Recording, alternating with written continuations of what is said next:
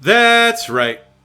Back at it again, Full Custom Hot Dog here doing another Blu-ray review.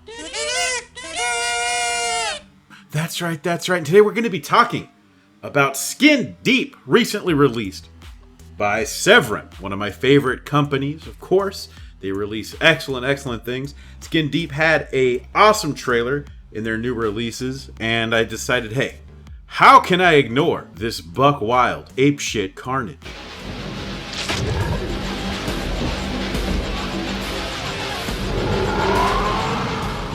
And I could not resist its allure.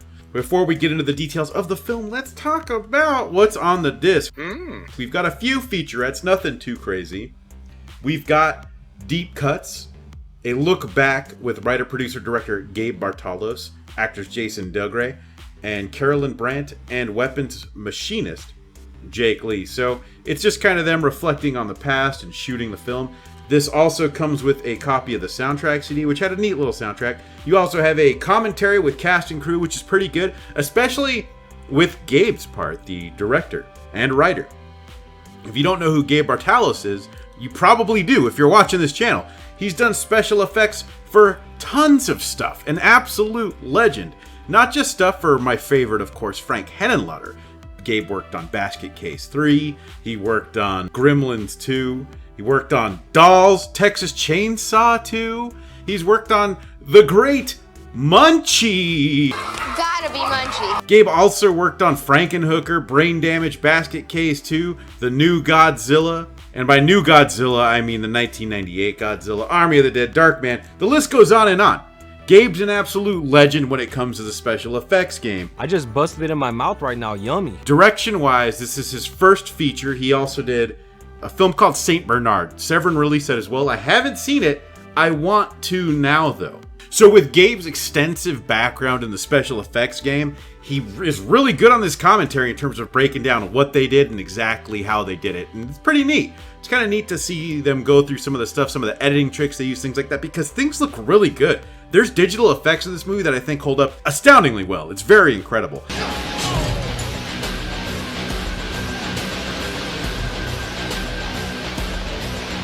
You get to see some of that in the archival making of featurette, but some very neat stuff they were able to capture here, and I'm impressed that it still holds up so many years later. And yes, it was only released in 2004, but that was over 15 years ago, and digital effects, as we all know, tend to age like milk.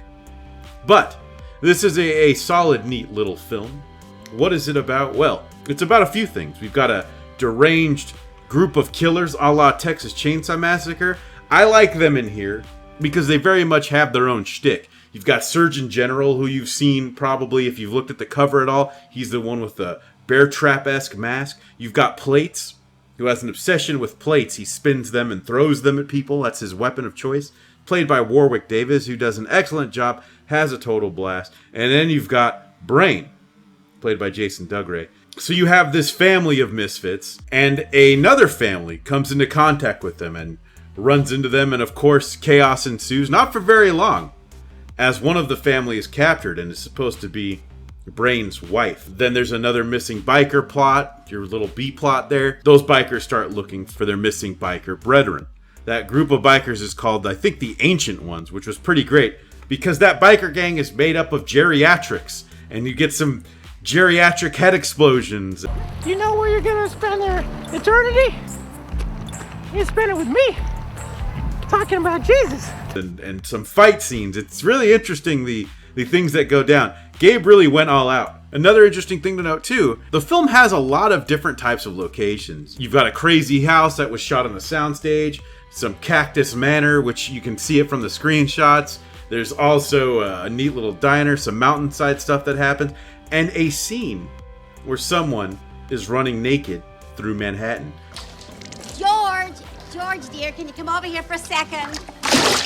None of these were shot with permits, and the person running naked, I don't want to spoil it, got arrested while filming that scene. I almost feel like that's an homage to Basket Case, because it's a very similar type of scene. Very ballsy. There's a scarification scene at the beginning that's completely real, where they Scar the initials for the film. And Gabe has definitely a ton of ideas rattling around his head because there's a lot that goes on in this movie. Now, my only issue, however, is the pacing. It's kind of slowish, even though it sounds like a lot of crazy stuff happens, it does, but I don't think it's very good at keeping your attention. That being said, at least in the meantime, there's kind of a lot to look at. The set decoration is very on point here. It reminds me of Texas Chainsaw: The Next Generation, where there's a lot of details here and there if you're really looking into the scene. And that's something that I definitely like and appreciate. It's a movie that I did watch a few times because I just enjoyed it. And of course, I might have to do that for these reviews sometimes, but I enjoyed it every time. It's not the biggest hit according to some comments in IMDb, but overall this is a film that I did enjoy. It's not one that I can recommend to everybody, but I think if you're someone like me who appreciates wacky killers and over-the-top weapons and weird settings and killer families, this one's a solid entry.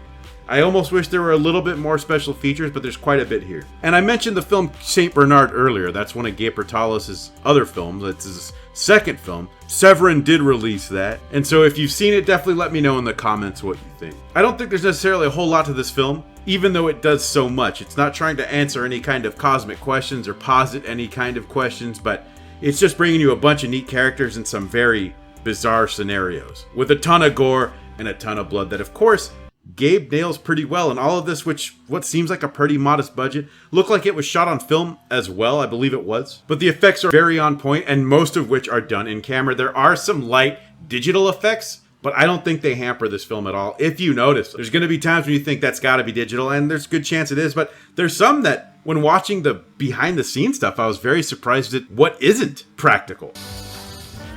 Well, that's what's up. So, very impressed. A pretty great job and a solid debut from a longtime effects man. This is probably one of the better films I've seen from longtime effects men. You know, sometimes they tend to branch out and do their own movie, but I think Gabe said he had these ideas rattling around in his head and decided to throw it together, and I think he did a great job here. This is fun. I'm almost surprised there's no sequel. Anytime you have a movie with great characters like this, it's usually a no-brainer to bring them back. It was also interesting to know, too, that Gabe had been friends with Warwick Davis forever, since starting the Leprechaun movies. Because as you know, the Leprechaun requires a ton of makeup effects, and who do you think applied those effects? Gabe himself, so they kind of bonded and just became homies. Warwick is over the top and wonderful in this film. If you miss getting some of that Leprechaun action with a wild and wacky performance, this is a great go-to from Warwick Davis. Like I mentioned, it's a recommend to at least see. I don't know if it's going to be an insta-buy for a lot of people, but with it being Gabe and his track record on working on some of the greatest horror films of all time, I'm absolutely thrilled to have this in my collection, and we'll revisit when someone's looking for something a little different, a little something weird, and I'm hosting company. I may put on Skin Deep. This would also probably be a blast to see in a theater, because there's just wacky stuff happening and probably a lot of screaming moments of heads exploding. So of course, let me know what you think in the comments. I'm your host, Full Custom Hot Dog. You could follow me on Twitter. It's Full Custom Hot Dog without the last O, because it's just too long for Twitter. So, thank you all for watching, and until next time. If you like what you see, I love what I see. Make sure to hit that subscribe button and the bell for notifications so you can watch whatever comes next. And if you like the music you hear, you can follow me on SoundCloud and Spotify. Check the description for links.